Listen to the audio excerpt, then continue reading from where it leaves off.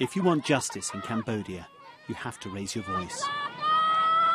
These women have been fighting the authorities for years, fighting development that's demolished their homes, and here fighting to stop the arrest of fellow campaigners.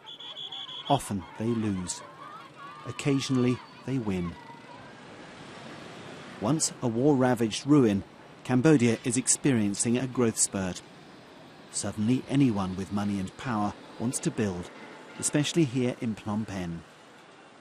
Demand for land in this city is now so high that well-connected developers have started moving in on some of the only unclaimed open spaces left, Phnom Penh's lakes.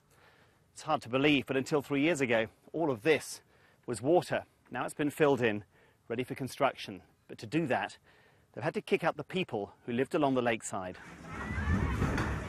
The evictions have been rough. The developers enjoy close ties to the government and the police. Those detained in these land protests are sometimes imprisoned on serious charges like rebellion. In Cambodia, people who are active or commit to the street, it means that they accept to die, accept to jail. So that's right. Those women, when they commit to come to the street, it means that they don't know they have a chance to turn back home or meet their children or not. But their tenacity and courage have won them some concessions.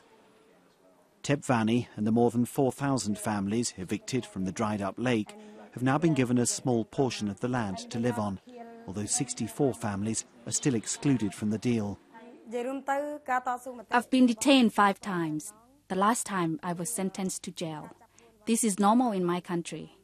Before I started this work, I thought hard about what I would face, but I knew I could not back down.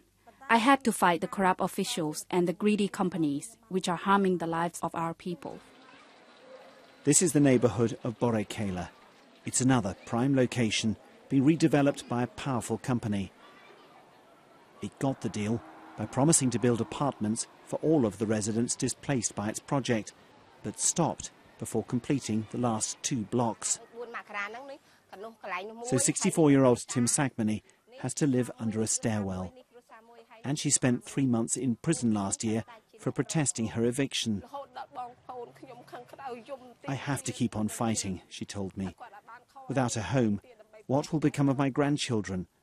What kind of life will they have?